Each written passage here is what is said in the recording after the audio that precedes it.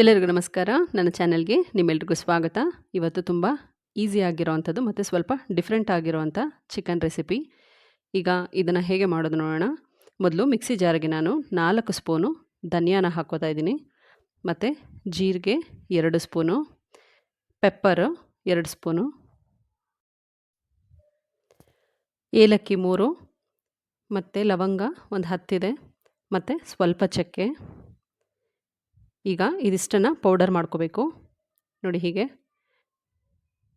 Fine powder ಮಾಡ್ಕೊಳ್ಳಿ. ಮತ್ತು ಅದೇ ಜಾರಿಗೆ ನಾನು ಸ್ವಲ್ಪ ಪುದೀನ, ಕೊತ್ತಂಬರಿ ಸೊಪ್ಪು ಮತ್ತು ಒಂದು 10 ಹಸಿಮೆಣಸಿನ್ಕಾಯಿ ಹಾಕ್ತಾಯಿದ್ದೀನಿ. ಮತ್ತು ಗೋಡಂಬಿ, ಶುಂಠಿ ಮತ್ತು ಬೆಳ್ಳುಳ್ಳಿ ಒಂದು 2 ಇದೆ, ಅದರ ಅರ್ಧದಷ್ಟು ಶುಂಠಿ ಇದೆ. ಅದನ್ನು ಕೂಡ ಫೈನ್ ಪೇಸ್ಟ್ ಮಾಡ್ಕೋಬೇಕು. ಈಗ ಒಂದು ಕುಕ್ಕರಿಗೆ ನಾನು ಆಯಿಲ್ ಹಾಕ್ತಾಯಿದ್ದೀನಿ.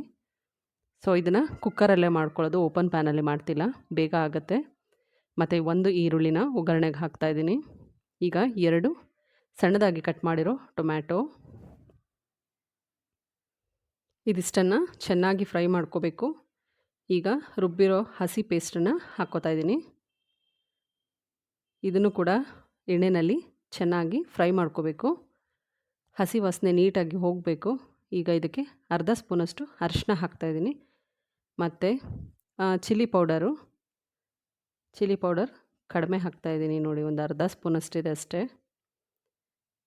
ಆಲ್ರೆಡಿ ಮೆಣಸಿನ್ಕಾಯಿ ಹಾಕಿದ್ದೀವಲ್ವ ಅದಕ್ಕೆ. ಈಗ ನಾನು ಚಿಕನ್ನ ಸೇರಿಸ್ತಾ ಇದ್ದೀನಿ. ಮಸಾಲೆ ಎಲ್ಲ ಹಸಿ ವಾಸನೆ ಹೋಗಿರಬೇಕು, ಅಲ್ಲಿವರೆಗೂ ನೀವು ಫ್ರೈ ಮಾಡ್ಕೊಳ್ಳಿ. ಈಗ ಎಷ್ಟು ಬೇಕೋ ನೋಡಿಕೊಂಡು ಉಪ್ಪು ಹಾಕಿ. ಚಿಕನ್ನು ಇಲ್ಲಿ 1.5 kg ಇದೆ. ಚೆನ್ನಾಗಿ ಮಿಕ್ಸ್ ಮಾಡಿ ಸ್ವಲ್ಪ ಹೊತ್ತು. ಈಗ ನಾನು ಇದನ್ನು ಮತ್ತು ಪೌಡರ್ ಮಾಡಿಟ್ಕೊಂಡಿದ್ದನ್ನು ಆ್ಯಡ್ ಮಾಡ್ತಾಯಿದ್ದೀನಿ. ಸೊ ಚೆನ್ನಾಗಿ ಮಿಕ್ಸ್ ಮಾಡಿ. ಆ ಪೌಡರ್ ಕೂಡ ಅದಕ್ಕೆ ಚೆನ್ನಾಗಿ ಹೊಂದ್ಕೋಬೇಕು. ಈಗ ನಾನು ಇದನ್ನು ಹಾಗೆ ಉಲ್ಟಾ ಇಟ್ಬಿಟ್ಟು ಕುಕ್ಕರ್ ಲಿಡ್ನ ಸ್ವಲ್ಪ ಹೊತ್ತು ಒಂದು 10 ನಿಮಿಷ ಬೇಯಿಸ್ಕೊತೀನಿ. ನೋಡಿ, 10 ನಿಮಿಷ ಆದಮೇಲೆ ಹೀಗಾಗಿರುತ್ತೆ. ಸಿಮ್ಮಲ್ಲಿ ಇಟ್ಕೊಂಡಿರಬೇಕು. ಟೇಸ್ಟ್ ಎನ್ಹಾನ್ಸ್ ಆಗುತ್ತೆ ನೀವು ಹೀಗೆ ಈ ಮೆಥಡ್ನಲ್ಲಿ ಮಾಡೋದ್ರಿಂದ. ಈಗ ಸ್ವಲ್ಪ ಅಂದರೆ ಒಂದು ಅರ್ಧ ಗ್ಲಾಸಷ್ಟು ನೀರು ಹಾಕ್ಕೊಂಡಿದ್ದೀನಿ. ಚಿಕನಲ್ಲಿ ಕೂಡ ವಾಟರ್ ಕಂಟೆಂಟ್ ಇರುತ್ತೆ, ಅದು ಬಿಟ್ಕೊಳ್ಳುತ್ತೆ. ಈಗ ನಾನು ವಿಷಲ್ ಹಾಕಿ ಇದನ್ನು ಕೂಗಿಸ್ಕೋತೀನಿ. ಒಂದಷ್ಟೇ ವಿಷಲ್ ಬರೋಸೋದು. ನೀವು ಇದು ವಿಷಲ್ ಹಾಕಿ ಕೂಗಿಸೋ ಟೈಮ್ನಲ್ಲಿ ತುಂಬ ಹೈ ಫ್ಲೇಮ್ನಲ್ಲಿ ಇಟ್ಟರೆ ನೀರು ಹಾಕಿರೋಲ್ಲ ಅಲ್ವಾ ನಾವು, ಸೀದೋಗ್ಬಿಡುತ್ತೆ. ಸೊ ಮೀಡಿಯಮ್ ಫ್ಲೇಮ್ನಲ್ಲಿ ಇಡಿ. ಮೀಡಿಯಮ್ ಫ್ಲೇಮ್ನಲ್ಲಿ ಇಟ್ಟು ನಿಧಾನಕ್ಕೆ ಬೇಯಿಸ್ಕೊಳ್ಳಿ.